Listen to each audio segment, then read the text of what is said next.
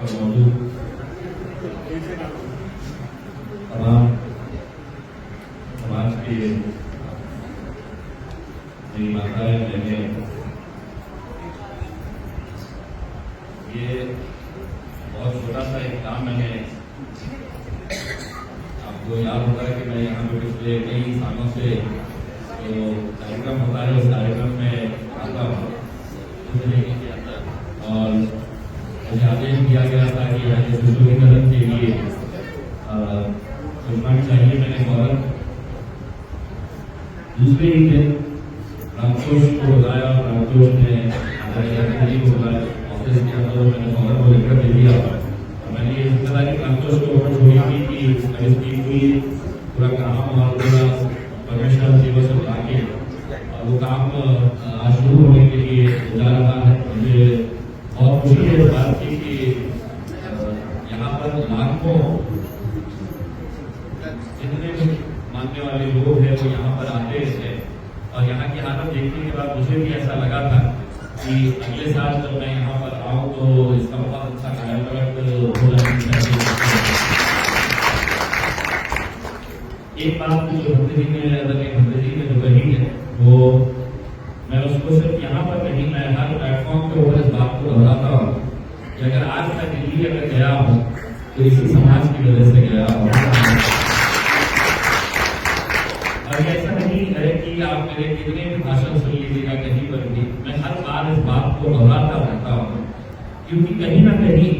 मैं संदेश देना चाहता हूँ उसके जरिए कि जो समाज आज तक इसका सिर्फ इस्तेमाल किया गया है, अगर वो समाज साथ में अगर आता है तो क्या ताकत बन सकती है। लोकसभा के अंदर ये मायने नहीं रखता है कि इसकी संख्या कितनी है, करके वो 300 है, लेकिन हम एक भी उनके ऊपर भारी पड़ सकते हैं। और आज इस देश के अंदर कोई ना कोई तो सच बोलने वाला चाहिए, कोई ना कोई तो सच बोलने वाला चाहिए और डट कर बोलने वाला चाहिए, क्योंकि अगर डट के अगर रहेंगे तो हमें भी मालूम है ये कितने सारे बेफसूल लोगों को भी अगर अंदर करना चाहे तो इन्हें कोई सवाल करने वाला नहीं है, कोई पूछने वाला नहीं है। लेकिन इसके बावजूद भी अगर अडानी ने करोड़ों रुपये का घोटाला किया है, करोड़ों रुपये का घोटाला किया है, 1.5 घंटे तक प्रधानमंत्री भाषण देते हैं और उस भाषण के अंदर उसका नाम लेने से कतराते हैं, और अगर कोई विपक्ष का सांसद खड़े रहकर अगर इसका नाम लेता है तो 300 में 300 चिल्लाते हैं कि नाम नहीं ले सकते हैं। और नियम के हिसाब से हमको समझाया जाता है कि अगर उसने घोटाला भी किया है तो उसका नाम नहीं लिया जाता है। मैंने 2 दिन पहले जब भाषण किया था मैंने चीख कर कहा था कि मैं बोलूंगा अडानी का नाम क्योंकि मेरा भी पैसा फंसा हुआ है। कहीं ना कहीं बात बोलने की जरूरत है और मैं इसलिए बोलता हूँ, डॉक्टर खड़े रहता हूँ कि मैं पार्लियामेंट के अंदर तो अकेला हूँ लेकिन इतने सारे लोगों का आशीर्वाद मेरे साथ है। आज मुझे जाती तौर पे ऊपर खुशी है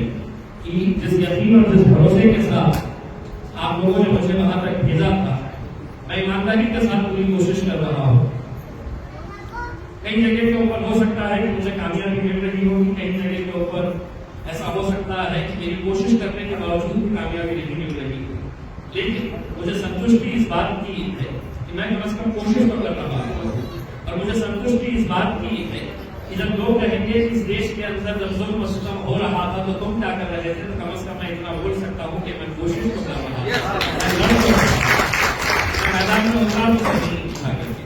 और यही संदेश मैं आज पूरे महाराष्ट्र के अंदर मैं देता रहता हूँ।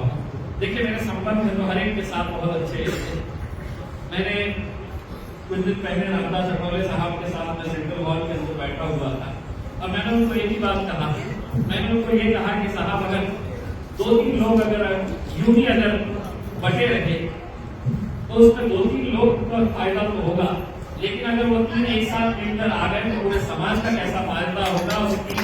इसका विचार जो है वो है। समाज जब एक साथ मिलकर आया है तो हमने क्या हासिल किया है, ये हो सकता है कि हमारा एक पहला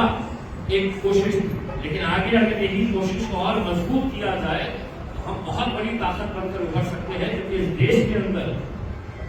आप इस बात से मैं एक मेंबर ऑफ पार्लियामेंट की हैसियत से आपको ये बताना चाहता हूं कि उनकी निगाहें कहीं और है,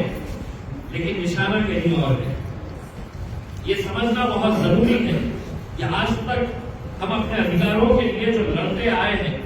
आज हमें इस देश के अंदर जो समान अधिकार मिला है, वो उसकी प्रमुख वजह सिर्फ एक ही है कि आज ये देश संविधान के हिसाब से चल रहा था। संविधान है तो हम सब थे, लेकिन आज जो संविधान को बदलने की साजिश की जा रही है, आप समझ लीजिएगा कि 2024 के बाद अगर गलती से ये हुकूमत के अंदर आ गए तो सबसे ज्यादा निशाने के ऊपर अगर किसी को बनाया जाने वाला है, सबसे ज्यादा किसी को परेशान किया जाने वाला है, तो सबसे पहले निशाने के ऊपर मुसलमान रहेंगे, फिर दूसरे नंबर के ऊपर क्रिश्चियंस रहेंगे, फिर दलित समाज और बौद्ध समाज भी रहने वाला है, क्योंकि उन्हें किसी न किसी तरीके से यहाँ पे इस देश के अंदर रिजर्वेशन हटाना है। रिजर्वेशन हटाना उनकी साजिश है और उन्हें ये बात का अब अच्छी तरह से अंदाजा हो चुका है, जब समाज बटा हुआ होता है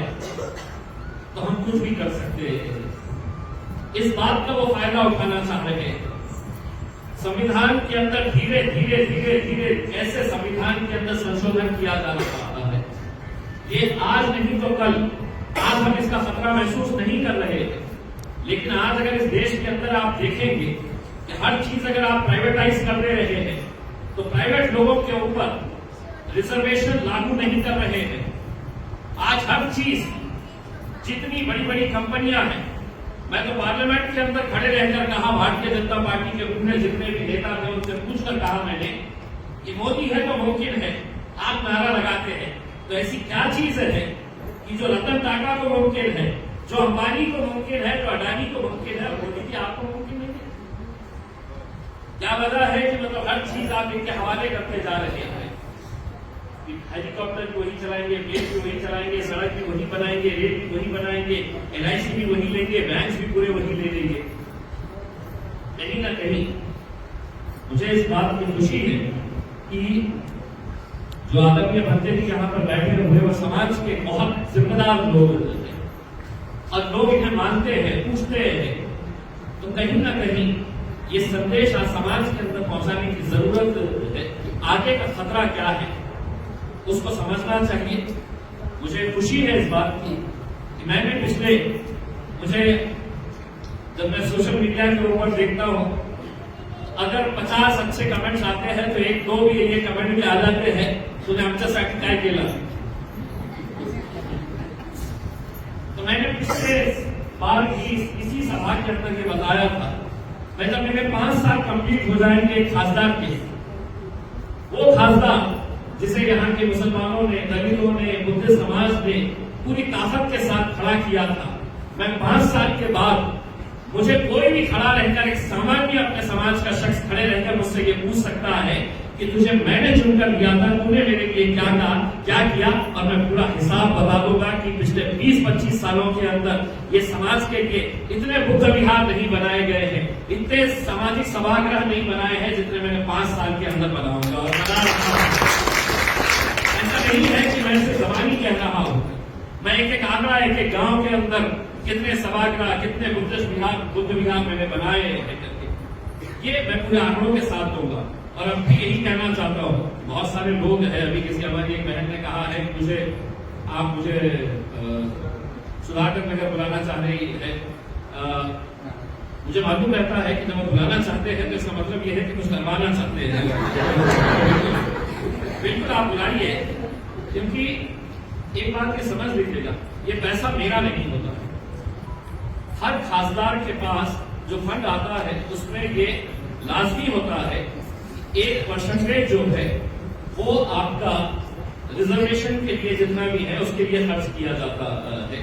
विशेष घटक के नाम के ऊपर उतना खर्च किया जाना चाहिए, लेकिन ये दुर्भाग्यवश है कि वो नहीं होता है। कैसा उसको फंड को डाइवर्ट किया जाता है ये सभी लोग जानते हैं। बस आपका आशीर्वाद, आपका साथ, आपकी ताकत। मंत्री जी, मुझे यहाँ पर ये जो सत्कार हुआ है, आपने इतने सारे जो फूल पहनाए हैं, वो फूलों से ज्यादा मुझे खुशी इस बात की हुई है कि छोटी सी बच्ची जो मेरे साथ फोटो लेने के लिए आई थी, वो बच्ची ने मुझसे ये कहा कि अंकल मैं आपको बहुत फॉलो करती हूँ। मुझे इससे बढ़कर और ज्यादा अभी वोट देने के लायक भी नहीं है, लेकिन अगर इतनी छोटी बच्ची 8वीं क्लास में पढ़ने वाली बच्ची अगर मुझसे ये कह रही है कि मैं अंकल आपको बहुत फॉलो करती हूँ, तो इससे बड़ा मुझे प्रमाण पत्र और कोई नहीं चाहिए उसके अंदर। फैमिली की तरफ से आज का खाना है, तो थैंक यू वेरी मच। मेरी ख्वाहिश ये रहेगी कि आप बहुत आगे बढ़े। कोई भी चीज नामुमकिन नहीं है जिंदगी के अंदर। अगर आप ये समझेंगे कि मैं कैसे कर पाऊंगी,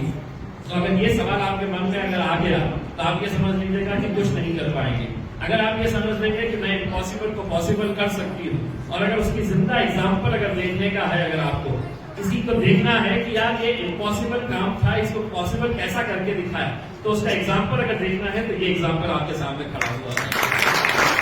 2014 में लोग उसके हंसते थे, 2019 के अंदर इस शहर के ही नहीं, जिले के ही नहीं, पूरे महाराष्ट्र के लोग हंसते थे कैसा मुमकिन होगा करके। लेकिन मुमकिन हुआ है क्योंकि हम सब ने लड़े हैं, हम सब मैदान के अंदर उतरे हैं। अगर आप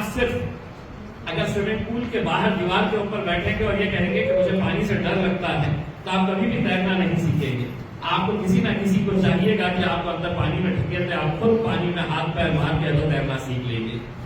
तो मैं एक बार फिर से तमाम बंदे जी आप सभी लोगों का खूब खूब धन्यवाद देता हूँ। और आपने जो दुआएं दिए हैं, ये दुआएं यकीनन मुझे ताकत देगी कि आने वाले 1 साल के अंदर पार्लियामेंट के अंदर जिस मकसद के लिए आप लोगों ने मुझे बुलाया था, तबीयत से उनकी धुलाई करके आऊँ, इससे ज्यादा